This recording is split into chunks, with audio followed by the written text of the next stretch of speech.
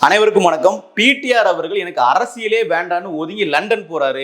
லண்டன்ல இருந்து நம்ம சின்னவரோட சின்னவர் இன்பநிதி அவர்கள் தமிழ்நாட்டு அரசியலுக்குள்ள காலடி எடுத்து வைக்கிறாரு.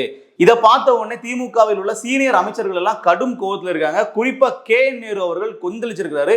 திமுக தன்னோட தலையில தானே மண்ணள்ளி போட்டதுக்கு சமமான ஒரு சம்பவம் தான் இன்பநிதிக்கு இப்ப பதவி கொடுத்தது. இதனுடைய பின்னணி பத்தி இதுல பார்ப்போம். உங்க குடும்பத்தில இருந்து யாராவது இனிமே அரசியலுக்கு வர வாய்ப்பு இருக்கா சார்? நிச்சயமாக என்னுடைய மகனாக இருந்தாலும் சரி, என்னுடைய மருமகனாக இருந்தாலும் சரி, அல்லது எங்கள் வீட்டில் இருக்கக்கூடிய யாராக இருந்தாலும் அரசியலுக்கு வருவதற்கான வாய்ப்புகள் இல்லை அப்படின்னு சொன்னீங்க சாரு.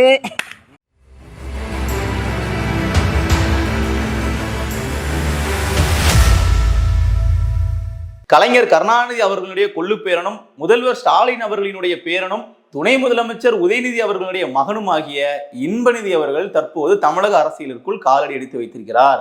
எனக்கு ஒரு ஆசை, ஐயா இன்ப ஐயாவையும் அடுத்து முதலமைச்சர் ஆகிட்டு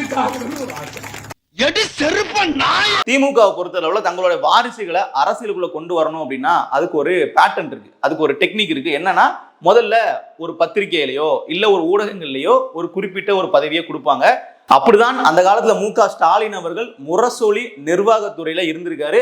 மு.க. அழகிரி அவர்களும் முரசொலியை கவனிச்சு வந்திருக்காரு. அதுக்கப்புறமா அப்படி நம்ம உதயநிதியை பார்த்தோம் அப்படின்னா முரசொலியினுடைய நிர்வாக இயக்குநராகவே பணியாற்றி இருக்கிறார். இன்றைக்கு டிஜிட்டல் யுகம் இல்லையா, அதனால நம்ம இன்பநிதியா இருக்கு கலைஞர் தொலைக்காட்சியில நிர்வாகத்துல முக்கிய பொறுப்பு கொடுத்திருக்காங்க. அதுவும் என்ன பொறுப்பு தெரியுமா? லண்டன்ல இன்பநிதி அவர்கள் படிச்சது நிதித்துறை சம்பந்தமான ஒரு பட்ட படிப்பு. அதே மாதிரி கலைஞர் தொலைக்காட்சியில நிதித்துறை மேலாண்மையில அவருக்கு பதவி கொடுத்திருக்காங்க. இது இங்க கொடுத்த பதவி இல்ல, நாளைக்கு இவர் நிதியமைச்சர் ஆக போறதுக்கான இன்றைக்கு போட்ட விதை. இதெல்லாம் தெரிஞ்சுக்கிட்டு தான் என்னமோ தெரியல முன்னாள் நிதியமைச்சர் பிடிஆர் அவர்கள் நான் அரசியலை விட்டே போறேன்னு சொல்லி லண்டனுக்கு கிளம்பி போறதுக்கு திட்டம் போட்டிருக்காரு. இப்ப அமைச்சர் நேரு அவர்களுக்கு என்ன கோவம் அப்படிங்கறத பார்ப்போம். நம்ம எல்லாருக்குமே தெரியும், திருச்சியை பொறுத்த அளவுல நேரு அவர்கள் எவ்வளவு வலிமையா இருக்காரோ அதுக்கு இணையாக அன்பில் மகேஷ் பொய்யாமொழி அவர்களும் அங்கே ஆதிக்கம் செலுத்துகிறார். நேரு அவர்கள் தன்னோட அரசியல கிரவுண்ட்ல ஸ்ட்ராங் பண்றாரு. அதே சமயத்துல அமைச்சர் அன்பில் மகேஷ் அவர்கள் உதயநிதிக்கு நெருக்கமா இருந்து அவரினுடைய ரசிகர் மன்றத்தை தலைமையேற்று நடத்தி அப்படி முதல்வர் ஸ்டாலின் குடும்பத்தோட நெருக்கமா இருந்து தன்னோட ஆதிக்கத்தை திருச்சியில் செலுத்துகிறார். கொஞ்ச நாளைக்கு முன்னாடி என்ன நடந்துச்சு அப்படின்னு பாத்தீங்கன்னா, நேரு அவர்களும் சாதாரணமான ஆள்லாம் கிடையாது.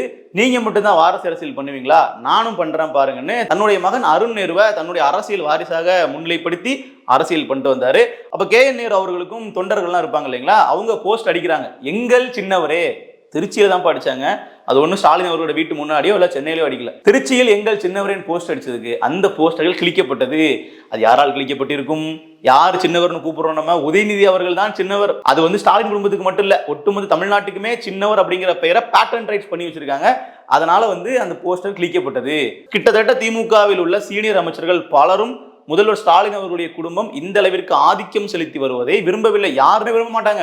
ஒரு கட்சி அப்படிங்கிறதே ஒரு ஜனநாயக அமைப்பு. இங்க யாருமே நிரந்தர தலைவர் கிடையாது. அப்படி இருந்துச்சுன்னா மன்னராட்சி ஆயிடுமே. இது ஜனநாயக ஆட்சி, எல்லாருமே தலைவர் பதவிக்கு வர முடியும் அப்படிங்கறதா ஜனநாயகத்தினுடைய ஒரு ஒற்றை புள்ளி.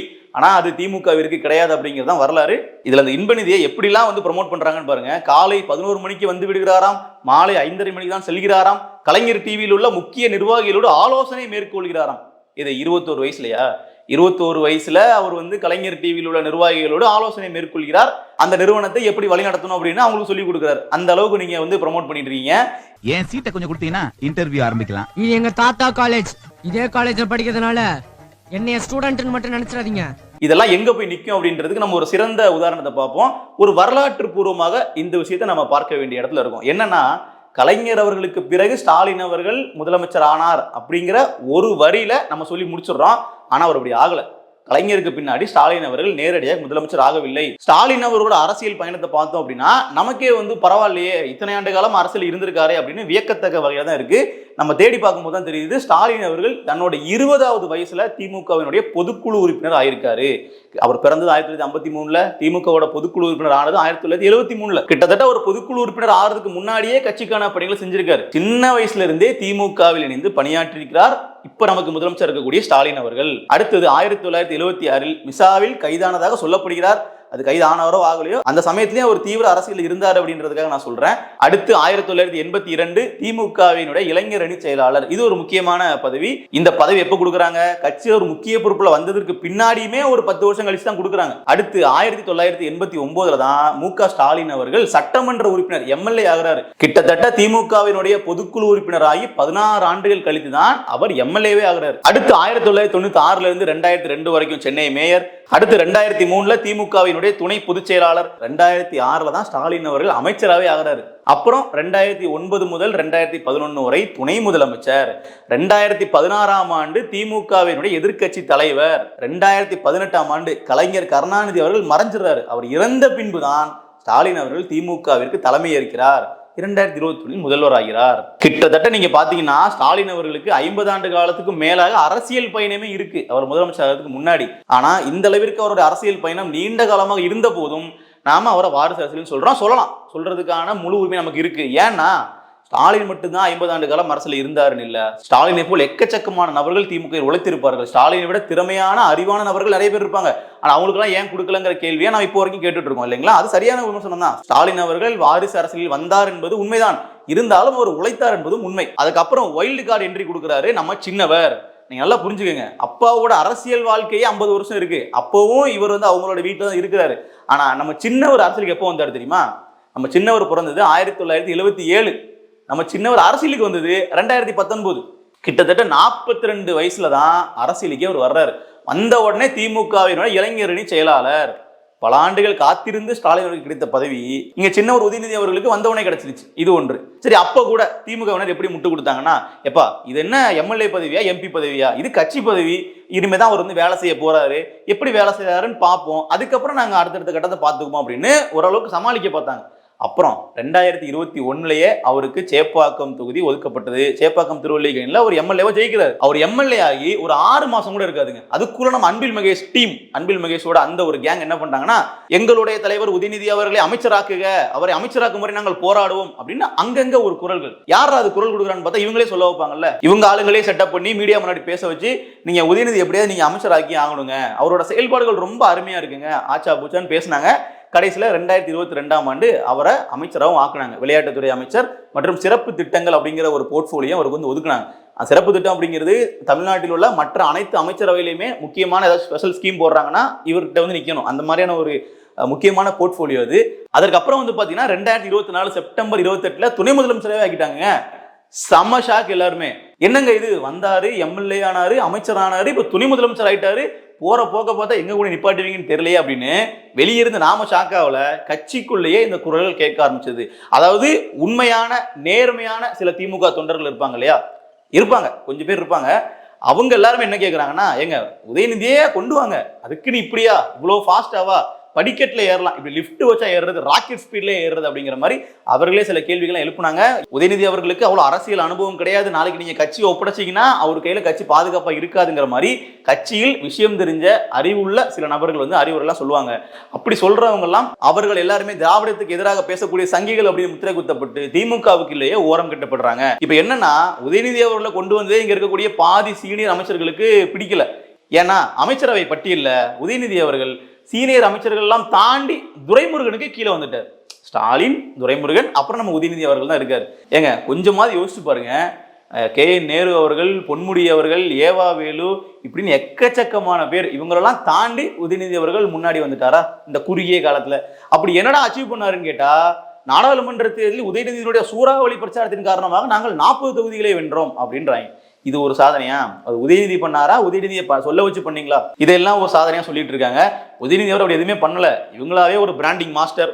தேர்தல் காலத்தை வேலை செய்யறதுக்கு பிகே மாதிரியான ஆட்கள் எல்லாம் கூட்டிட்டு வந்து இப்படி பண்ணுங்க, அப்படி இப்படி பண்ணுங்க, உங்களை நாங்கள் இப்படி ஆக்கிடுறோம் இப்படிங்கிற மாதிரி விளம்பர கம்பெனி நடத்திக்கிட்டு ஒரு நபரை பெரிய பிம்பமா ஆக்குனாங்க உதயநிதி அவர்களை. இன்னை வரைக்கும் உதயநிதி அவர்களே ஒரு தலைவராக திமுக ஏற்றுக்கொள்ளவில்லை. வேற வழி இல்லாம உதயநிதி போட்டோவை ஸ்டாலின் பக்கத்துல போட்டாகணும், அப்பதான் நம்ம கட்சியில் இருக்க முடியுங்கிற அந்த ஒரு எண்ணத்துல தான் அனைவருமே போட்டுட்டு இருக்காங்க. எப்பா ஸ்டாலின் அவர்கள் மெதுவா வந்தார் அப்படின்ற காரணத்துக்காகவே உதயநிதி ஸ்டாலின் அவர்களே நாங்க மெதுவா கொண்டு வரணுமா, ஸ்டாலினுக்கே வயசாயிருச்சுப்பா, அப்ப அடுத்த கட்டமா உதயநிதி உடனே வரணும்ல அப்படின்னு சில பேர் நியாயமான சில விஷயங்களை பேசலாம். உதயநிதி தவிர நீங்க வேற யாரை கொண்டு வந்தாலும் இந்த அளவுக்கு விமர்சனம் வந்திருக்காது. ஏன்னா உதயநிதி அவர்கள் திமுகவுக்குள்ள வரும்போது அவரோட வயசு நம்ம 42 சொன்னோம் இல்லைங்களா, அப்பவே இளைஞரணி செயலாளர் கொடுக்குறாங்க. அவர் இளைஞரே இல்ல, இளமை காலத்தை ஃபுல்லா சினிமால ஓட்டிட்டு முதுமை காலம் ஆரம்பிக்கும் போது கட்சிக்குள்ள வந்திருக்காரு. சரி, அதையெல்லாம் விட்டா பார்த்தா கூட ஒரு நபருக்கு 33 வயசு வரைக்கும் இடஒதுக்கீடுனா என்னன்னே தெரியாம இருந்திருக்குன்னு யாராவது சொல்லி நீங்க கேட்டிருப்பீங்களா? அதுவும் சமூக நீதி, சமத்துவம், திராவிடம்னு பேசிட்டு இருக்கக்கூடிய திராவிட பாரம்பரியத்தில் வந்த திமுகவினுடைய வாரிசாக பிறந்த உதயநிதி அவர்களுக்கு தெரியாதாங்க. 2011 7ஆம் அறிவு அப்படிங்கிற ஒரு படம் வருது. அந்த படத்தினுடைய தயாரிப்பாளர் உதயநிதி அவர்கள். அதுல ஸ்ருதிஹாசன் அவங்க ஒரு வசனம் பேசுறாங்க, இந்த ரிசர்வேஷனால தாங்க நம்ம நாடு நாசமா போச்சு அப்படின்னு சொல்றாங்க. அந்த காட்சி இவருடைய ஒப்புதல் பெற்று எடுக்கப்பட்ட ஒன்றுதான். அதை பத்தி சமீபத்தில் ஒரு நேர்காணல கேட்கிறாங்க, ஏங்க இடஒதுக்கீடுக்காக நீங்க குரல் கொடுக்குறீங்க, இடஒதுக்கீடுன்னு பேசுறீங்க, ஆனா உங்களுடைய திரைப்படத்திலே வந்து இடஒதுக்கீடுக்கு எதிராக வசனம் வச்சிருக்கீங்களே அப்படின்னு கேட்கும்போது அவர் என்ன வேணாலும் சொல்லியிருக்கலாம், நான் அதை கவனிக்கலங்க, அது எனக்கே தெரியாம பண்ணிட்டாங்க, அப்படி இப்படி ஏதோ சொல்லியிருக்கலாம். என்ன சொன்னாரு தெரியுமா, எனக்கு அப்ப இடஒதுக்கீடு பத்தி புரிதல் இல்லைங்க அப்படின்னாரு. அட பாவிகளாடே, இங்க இடஒதுக்கீடு பத்தி எதிராக பேசக்கூடியவனெல்லாம் தற்கூரிகளா, படிங்கடா, ரிசர்வேஷனை பத்தி என்னன்னு தெரிஞ்சுக்கிட்டு பேசுங்கடா, ஆச்சா பூச்சா நீங்க நம்ம கிட்ட கம்பு சுத்துறா திமுகவினர் உங்க உதயநிதிக்கு சொல்லி கொடுங்கயா. 33 வயசு வரைக்கும் இடஒதுக்கீடு தான் என்னன்னே தெரியாம இருந்திருக்கு. ஒன்னும் இல்லைங்க, நம்மலாம் ஸ்கூல் படிக்கும் போது தெரியாம இருந்திருக்கலாம், ஏன்னா அதை பத்தி நம்ம விழிப்புணர்வு இருந்திருக்கலாம். எப்ப நம்ம அரசியல் பத்தி கொஞ்சமா தெரிஞ்சுக்க ஆரம்பிக்கிறோமோ கல்லூரி காலங்களிலேயே ரிசர்வேஷன் என்ன, அது ஏன் கொடுக்குறாங்கன்ற புரிதல் வந்திருக்கும். இவரும் படிச்சுங்கிறாரு, நான் பிறந்ததுல இருந்தே திமுக ரத்தம் என் உடம்புல ஓடுதுங்கிறாரு.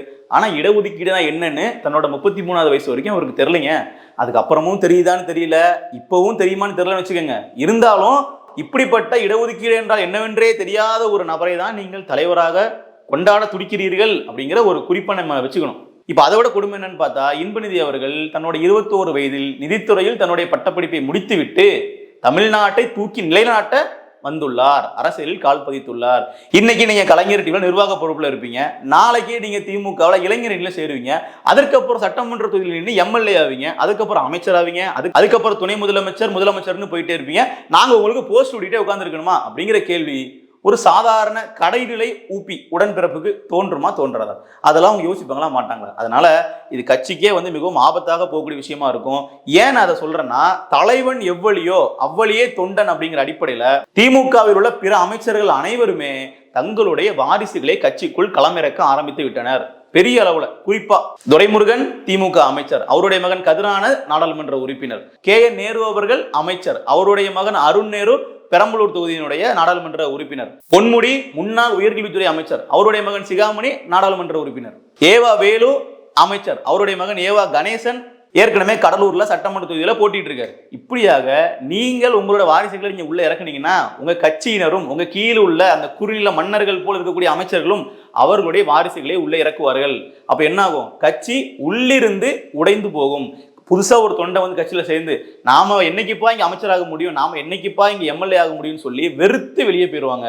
உங்க கட்சியில யாருமே இருக்க மாட்டாங்க. முதல்ல உன்ன தலைவன் சொல்ல சொன்னீங்க, அப்புறம் புள்ளைய சொல்ல சொல்வீங்க, அதுக்கப்புறம் அவன் புள்ளைய சொல்ல சொல்வீங்க. இதேதான் வேலையா உங்களுக்கு? இது வந்து நம்ம திமுக அறிவுரை சொல்றோம் அப்படிங்கிறதுலாம் இல்ல, இந்த மாதிரி பிரச்சனை நடந்துகிட்டு இருக்கு. ஏன்னா ஸ்டாலின் அவர்கள் அரசியல் காலத்துல வந்து இன்னைக்கு முதலமைச்சராக இருக்கக்கூடிய அந்த கால நேரத்திற்கும் உதயநிதி அவர்கள் வருவதற்கும் அடுத்து இன்பநிதி அவர்கள் வருவது ரொம்ப குறைஞ்சிக்கிட்டே போயிட்டு இருக்கு. இது நான் ஆரம்பத்தே சொன்ன மாதிரி திமுக தன்னுடைய தலையில் தானே மண்ணள்ளி போட்டுக்கொண்ட ஒரு சம்பவத்திற்கு சமமான ஒன்றுதான். நிச்சயமாக இது தேர்தல் எதிரொலிக்கும். நீங்க 2020 தேர்தலில் பாருங்க, இன்பநிதியை வச்சு நீங்க இன்னும் 2 கூட்டத்துல பாருங்களேன். ஏற்கனவே அலங்காநல்லூர் ஜல்லிக்கட்டுல கலெக்டர் அவரை உட்கார விடாம இன்பநிதியை வந்து முக்கியமா இடம் கொடுத்து உட்கார வச்சதே ஒரு விமர்சனத்தை ஏற்படுத்தியது. அதுக்கப்புறமா திமுக இளைஞரணி மாநாட்டிலேயே இன்பநிதியை உள்ள கூட்டு வரும்போதும் சில சலசலப்பு ஏற்பட்டது. இது மாதிரிலாம் நீங்க பண்ணிக்கிட்டே இருந்தீங்க அப்படின்னா தமிழ்நாடு மக்கள் பார்ப்பாங்க, தமிழ்நாட்டு உங்களுக்கு பட்டாவாயா போட்டு கொடுத்துருக்குன்னு சொல்லிட்டு அவர்கள் வேற மாதிரி ஒரு முடிவு எடுப்பாங்க. Wait and C.